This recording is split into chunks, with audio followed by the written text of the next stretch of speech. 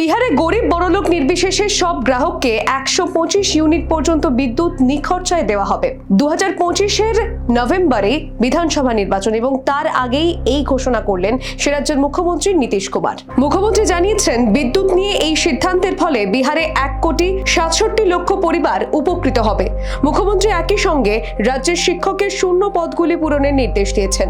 মনে করা হচ্ছে, ভোট ঘোষণার আগে তার সরকার শিক্ষক নিয়োগের বিজ্ঞপ্তি জারি করতে চলেছে। রাজ্যে এখন 87,774টি শিক্ষক পদ শূন্য রয়েছে। তবে আগামী দিনে প্রয়োজন হবে ধরে নিয়ে মুখ্যমন্ত্রী 3.25 লাখ পদ পূরণের নির্দেশ দিয়েছেন।